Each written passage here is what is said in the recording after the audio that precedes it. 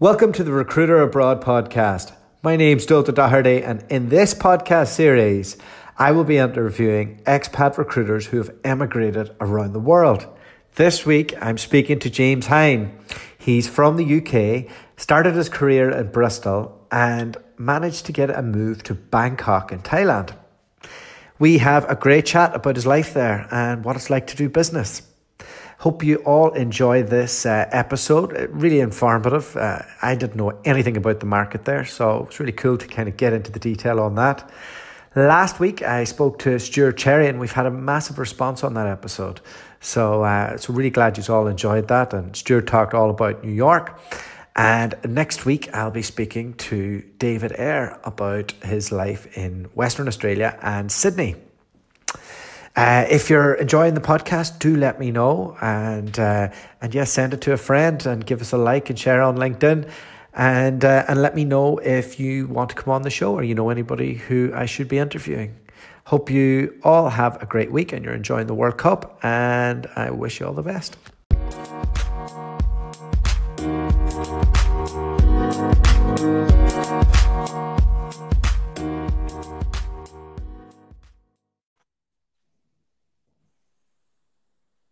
James Hine. Hi, how are you doing? I'm very well. How are you today? Very well, thank you. Yeah, glad to be on the show. Oh, yeah. Welcome to the Recruiter Abroad show. I've given everybody a little bit of a rundown on your background, but I suppose I'm really interested in to kind of get into the detail today and how that ended up with you moving to Thailand. Sure. So, firstly, how did you get into our weird and wonderful industry? Well, I'm sure as a rec to rec, you've probably heard this 1,000 times before. So I didn't plan to be a recruiter. I didn't go to university with the end game to be a recruiter. So I actually did a pretty pointless degree at university, history and international relations for anyone that's interested, and sort of finished and didn't really know what I wanted to do. I certainly didn't want to be a politician, certainly didn't want to be a historian or a teacher. And I had very little options and was sat there thinking, what am I going to do with my life? And I had a friend, funnily enough, his nickname was Sketchy John, which should have really have rang alarm bells at the time. But he recruitment. He had no better qualifications than I had, and he was earning very, very good money. And it was literally as simple as that. Picked his brains about it, thought if he can do it, I can do it, and there we are. So Sketchy John was your role model? Well, I wouldn't go that far, but Sketchy John was my inspiration to get into the recruitment business. And where was this? Was this Bristol that you started? Yeah, so this was Bristol. I mean, originally I'm from the Midlands, which you might be able to pick up from my accent, but I moved down to Bristol for university. Really, really loved the city, and decided to kind of make a life there after university. It's a great city, Bristol. Absolutely. What part did you live in?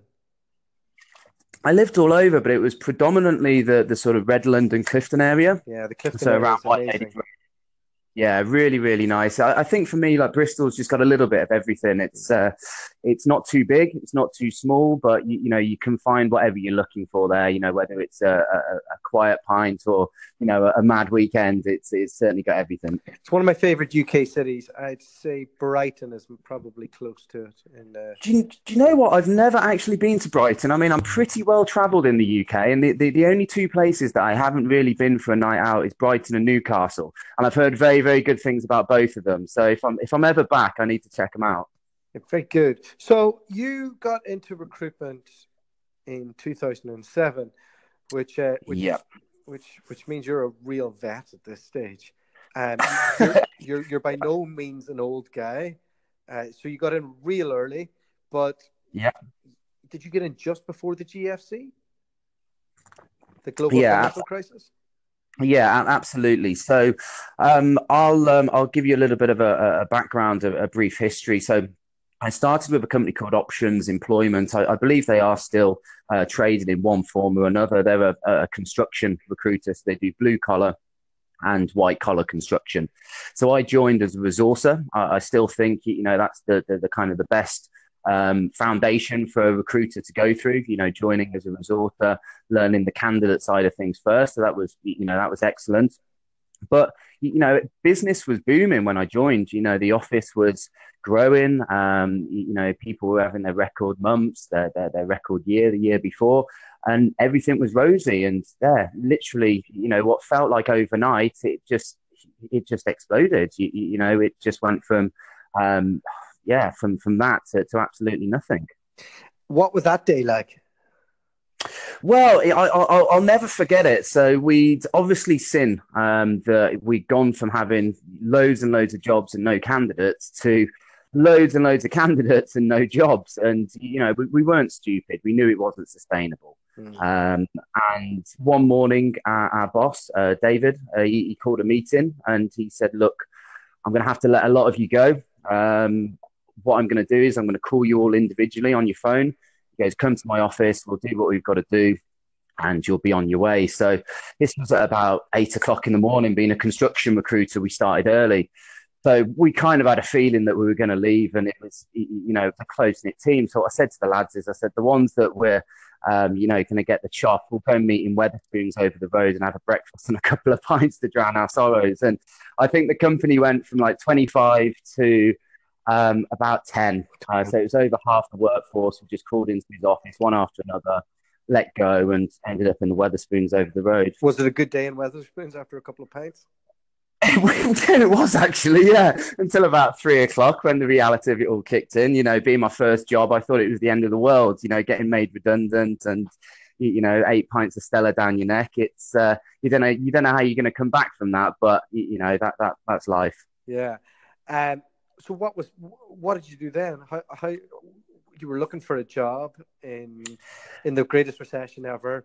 Your skills as a recruiter, it's hard to basic. Yeah, basic. I was a resourcer. I certainly wasn't a 360 recruiter. I couldn't really add much value to many companies. Companies were letting people go rather than taking people on, and if they were taking people on, it was only going to be really experienced people with networks that could build. So I certainly wasn't that at the time. I got lucky, and it was someone I know, and they knew someone that worked for a medical recruitment company. They were on the NHS framework, and essentially it was short-term locum doctors. So it could be covering a 24-hour shift, it could be a 1 month locum, whatever it may be. It was contract recruitment essentially. But the good thing was it was recession-proof to a degree. The NHS had their budgets already planned. The hospitals needed doctors. So it was a steady place to be. And I was there for 2.5 years, and it suited me, to be honest. It wasn't 360 recruitment. So, I could kind of bed into the job a little bit more. It was in the worst recession sort of known in at that time anyway. It's almost like you're hiding out for a couple of years. Absolutely. And I was at that period of my life really where a serious job wasn't really on the agenda. I was enjoying my partying, I was more living for the weekends than I was thinking about a career. So it suited me down to the ground. What I wouldn't give to go back to that. Oh, absolutely. Absolutely. But it's all memories now, and they were good times, but you move on, don't you? So then you get your proper first 360 recruitment role. You do that for a year, and then you move on to Modus. That's right, yeah. So the guy who I first worked for at Options, so I was his resourcer. I bumped into him just randomly in Bristol city centre one lunchtime, and he was saying, "Look, I'm divisional manager at Modus. I'm building a team. Look, I pretty much trained you." He goes, I know you can do the job. He goes, "There's a job there if you want it." And I was at Experis at the time. Good company, it's really nice people, really nice team. Some good memories there. But it just felt right to go and move over to Modus, and I'm glad I did. Great company, fantastic office. Still really, really close with most of the guys there. Owned by Adecco, right?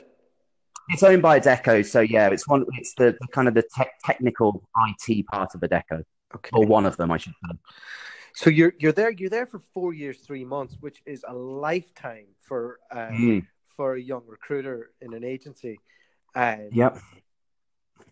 at what point did you think, "Do you know what, I'm going to I'm going to move abroad, and I'm not just going to move anywhere.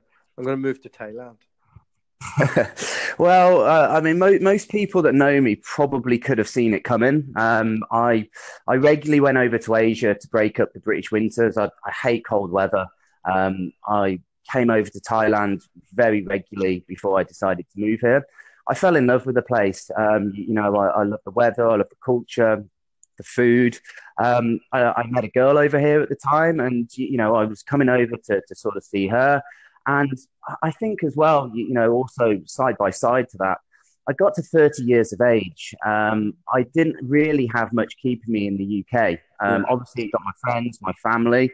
My football team had got relegated, so it seemed like a good time as any to go, and it just felt right. So I just put my CV out there, and here I am.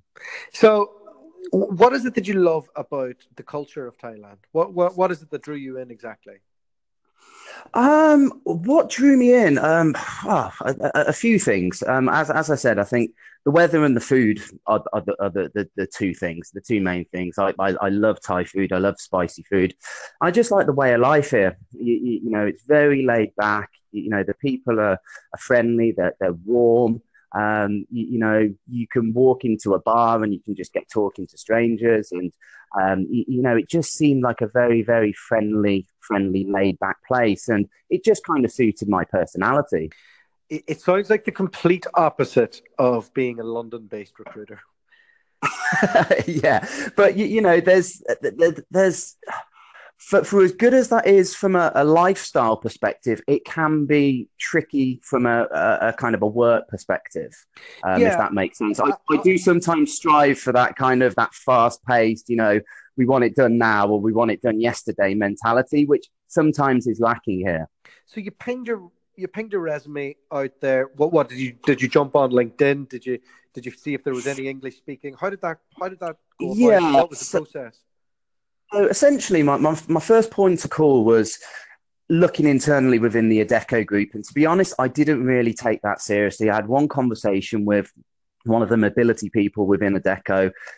There's Adecco over here, and there's Spring Personnel, which is their IT brand, which I know very well from the UK. It just didn't really appeal to me. I kind of felt that I wanted a fresh start out of the Adecco group. When I first joined Modis, they'd only recently just been taken over from Adecco. And over time, Adecco were kind of eroding all the good things from Modis, in my opinion. And, a lot of the kind of the people that I looked up to had left and moved on to other places. So I wanted a fresh start. So, yeah, it was literally that. I got on LinkedIn. I first had to establish that you could do this job without speaking Thai, because even now my Thai is awful. So Yeah. I had to if that was possible. So I looked on LinkedIn and I spotted that there was, foreign Western people over here doing recruitment. And then I came across the profile of my now boss, and he was actually the first person I sent my CV to. Had a couple of interviews with him, a telephone interview with his boss, one with our chairman in the UK, and that was it. I was offered the job. And you were offered the job. Did they help you out with flights? Did they put you in touch with the visa agent? What? And I ask these questions because I've no clue about the Thai market. This is a blank slate for me.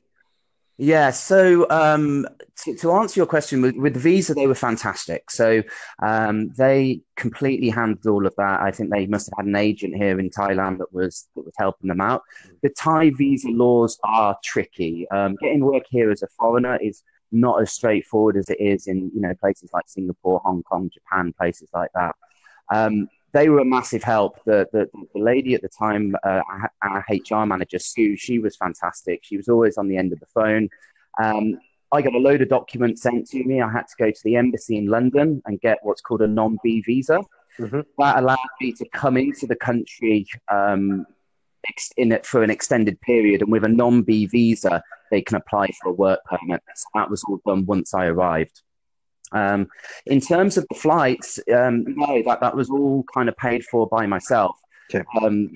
My boss was pretty straightforward. He's like, look, you approached us. Yeah. I was like, fair enough. And, there's plenty of people that would dream of working in Thailand. And, being there now, I get approached quite a lot by recruiters from different countries about wanting to work in Thailand. So, for me, it was a dream for me to go over there. So I didn't mind sort of funding. And I actually paid for 2 lots of flights. I paid for the flights to go over to meet the guys, to sort of check it was all kosher in the first place. And then I paid for my flights when I actually moved over. And I had no problem doing that. Did part of you think the office didn't exist? Well, I'd spent a lot of time in Thailand. So what I didn't want to do was, turn up on my first day and walk in and be like, what have I done? Because as much as I wanted to be in Thailand, I had a good job. I enjoyed living in Bristol. It wasn't that I didn't like the place. I love Bristol. Got loads of mates there. I like working for Modus. I had a good, close-knit bunch of mates there. So I was giving a lot up, and obviously my family as well. So what I didn't want to do was get off that plane and be like, what have I done? What a mistake. So I just wanted to kind of see it with my own 2 eyes, check it was for real, check the office was for real, check, that it was a reputable company. And you know what? I kind of walked in there, and it was just like walking into any office in the UK. They got a gong for when you do deals. You've got whiteboards with all the interviews and figures on. It was just a regular office. So I've been to Thailand, and Bangkok's intense. Like it's like nowhere else. It's like nowhere else on earth, and it's just a metropolis. Where was the office based? What was that like? Going for that interview. Well, it's funny you say that. So the office is based, and for the people that have been to Bangkok, it's in the Nana district, which is quite a renowned part of the city. And I must admit, my girlfriend at the time had mixed feelings when I told her that I had a job in Bangkok, which she was elated with, that I was moving over. But then I told her the office was in Nana, and she wasn't so happy. So, it's a renowned area, and it's colourful. Yeah, it's colourful. That's probably the best way we can probably say. Yeah, some of that stuff's horrendous out there. Yeah, I mean, it really is, but it's fantastic, and the problem is you do become a little bit, I don't know if bored is the right word, but, I get friends come over and I get visitors, and, I have to go and show them the site, show them all that sort of stuff. And, I can remember the first time I seen it 10 years ago when I came here on holiday, and I was like, wow, that's amazing. I didn't know women could do that. But I've seen it so many times. I'm like, oh God, another drink, please. But yeah, it's always just around the corner if I want. Okay. So you're there. You find the company helped you find an apartment. Are you getting a lot for your money? I have a cousin who's in Chiang Mai at the moment. And, he's paying nothing for his apartment. Was that the case? I mean, Chiang Mai and Bangkok, Chiang Mai is a lot cheaper. It's a lot cheaper in Chiang Mai. I mean, in Thailand, you've got pretty much one big city. Chiang Mai is a relatively big city, but it's not like the UK where you've obviously got the hub that's London. Then you've got big cities like, Birmingham, Manchester, Liverpool, Sheffield, Newcastle, Bristol that have got, employment and big populations. You haven't really got that in Thailand. You've got a population of about sort of 70 million. And, I think the vast majority of them live in Bangkok. I think 1 in 10 people in Thailand lives in Bangkok.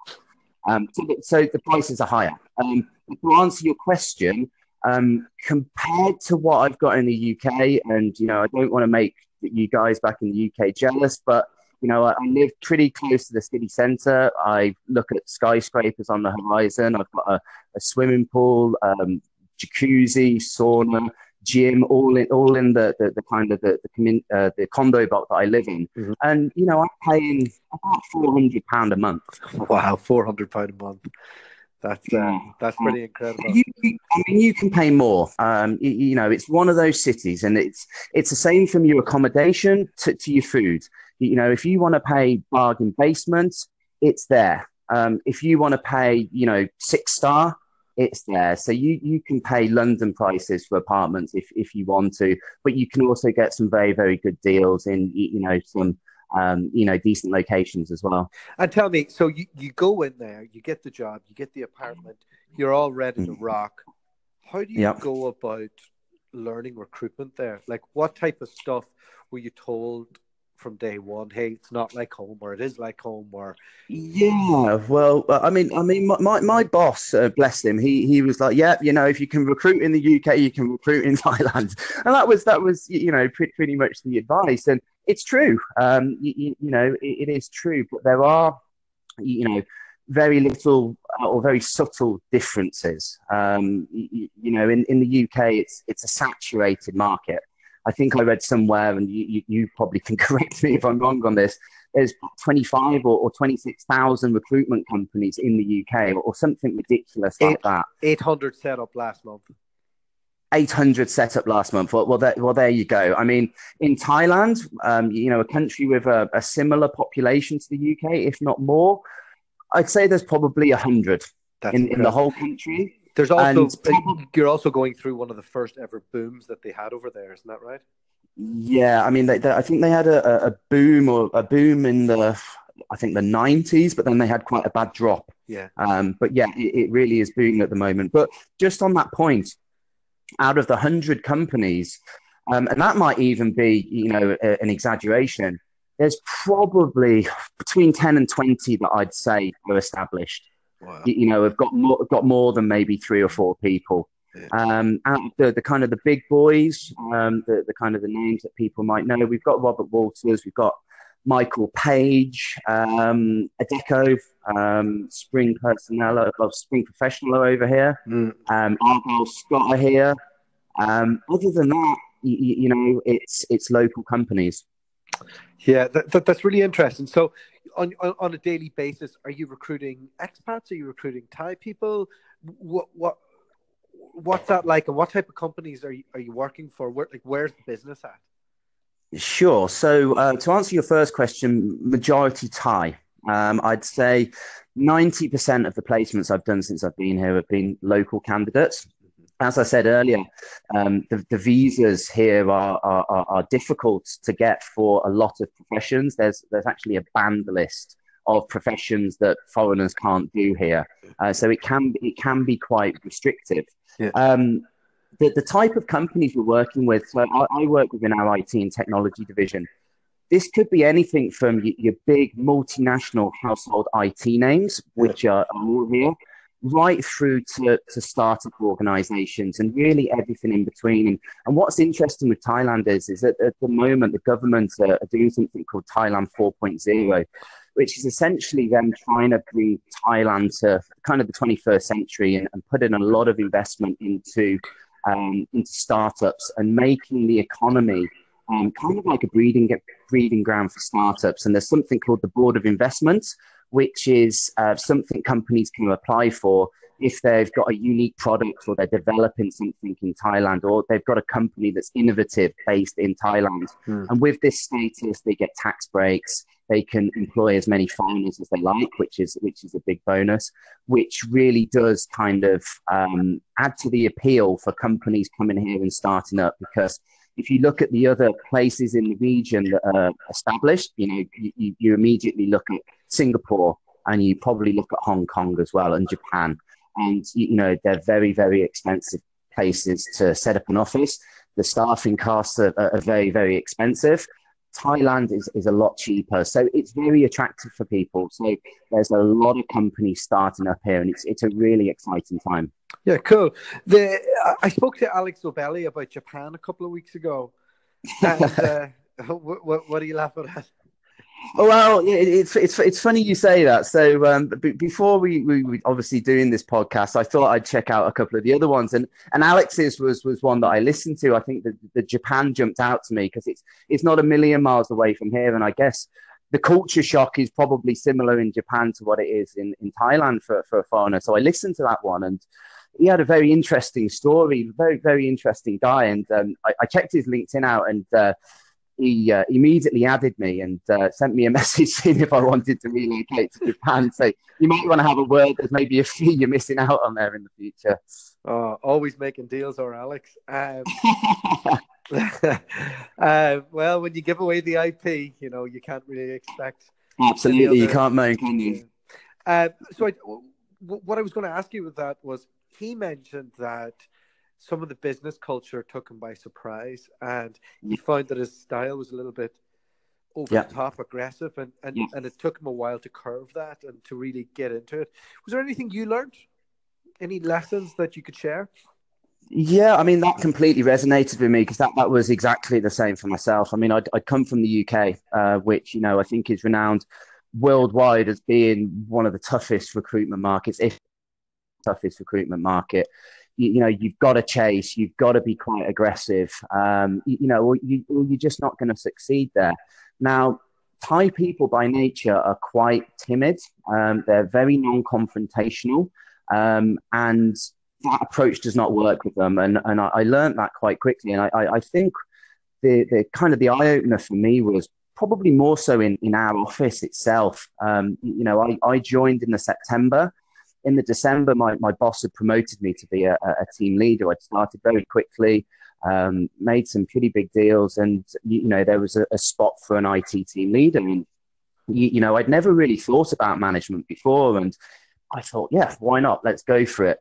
Now, I inherited quite a tricky team, quite a difficult team in some ways. The one star performer within the team, she moved on after a month or so for other reasons. And I just found it very, very difficult to kind of communicate myself in a way that kind of motivated people.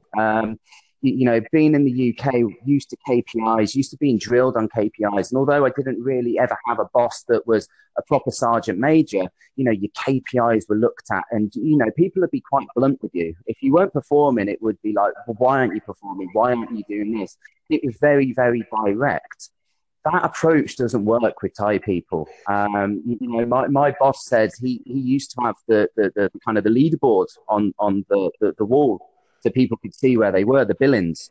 And the people at the bottom, naturally, you'd think, right, I want to move up. I want to get towards the top. Here, it would be embarrassment, and they would leave. So he had to stop doing that. And, yeah. So there's ways to manage Thai people. I'm not saying that it's for better or for worse. It's just different. And, Is it all about respect, or...? A lot of it is saving face. Okay. So I'll give you an example. So there was a girl in the office that I got on with well, and she was quite a playful young girl. She was, You didn't get on with her too well, did you, James? No, nothing like that. No, nothing like that.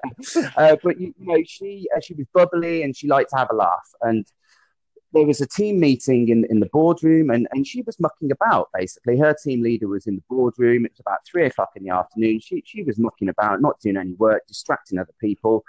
And I just said to her, look, if you not got any work you can do, it's 3:00. If you got nothing you can get on with.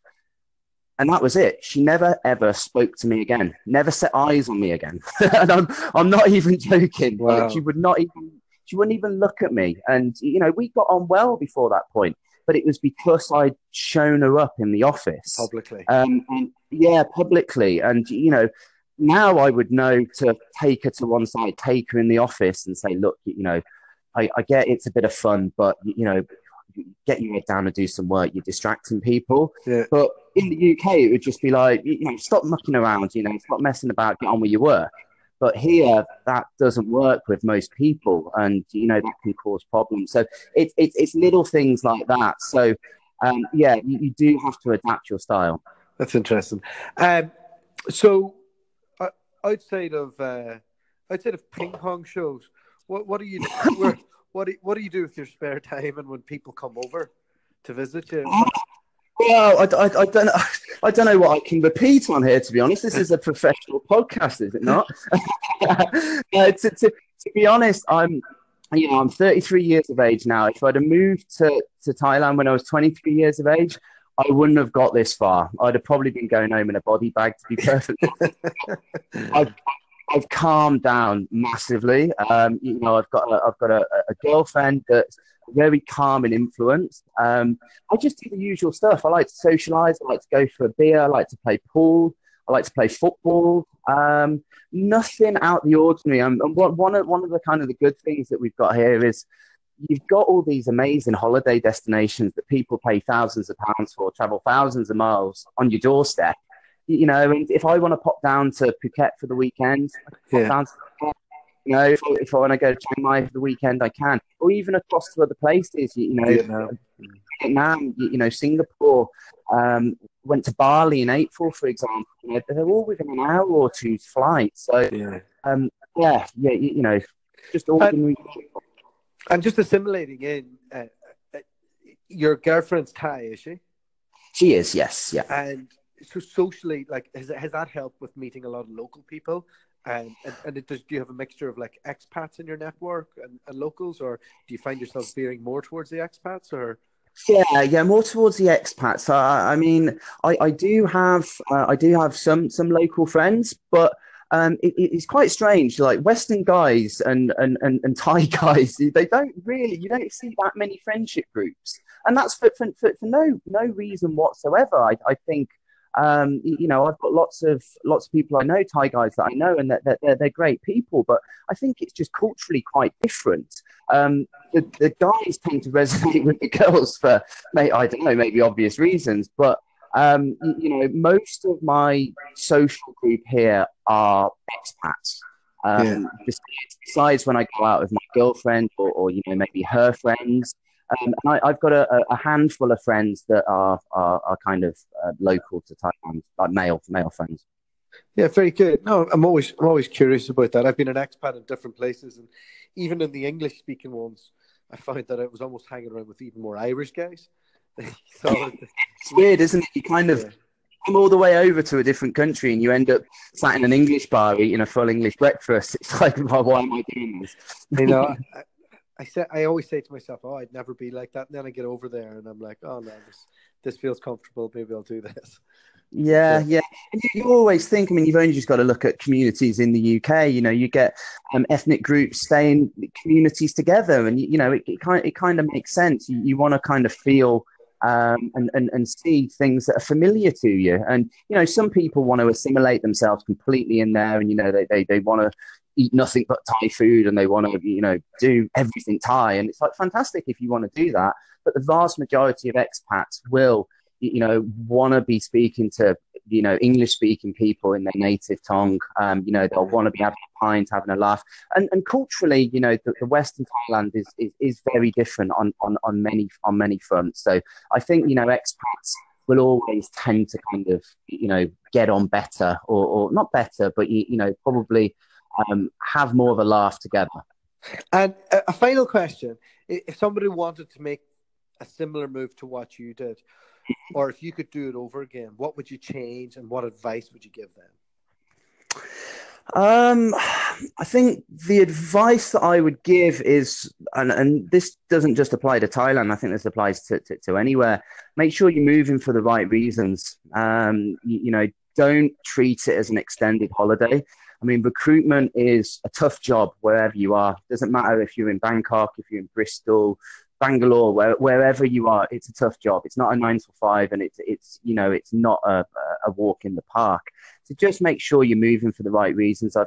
I've seen people perhaps move a little bit too soon when they're a little bit younger. Perhaps they haven't got the partying out of their system. And Bangkok can consume anyone, and I've seen it firsthand, and it hasn't ended well in some cases. For myself, what I would have liked to have done differently, I think I'd have liked to have made more of an attempt to learn the language. Yeah. I think in an ideal world, I'd have moved over a few months before I started work, maybe done a crash course in the language.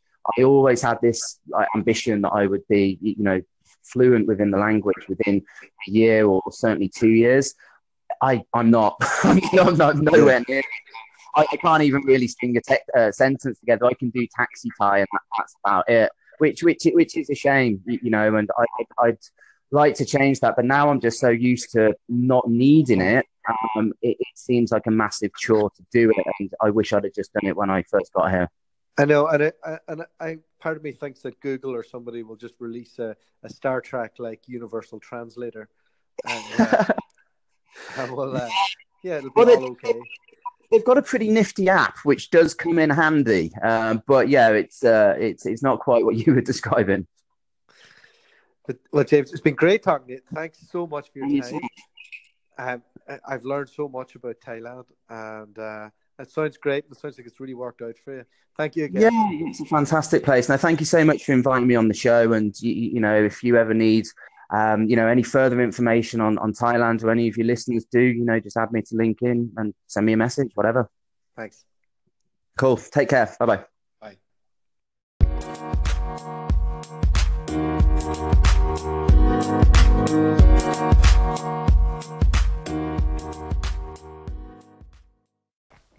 A massive thank you to James for coming on and sharing his story of how he ended up in Thailand.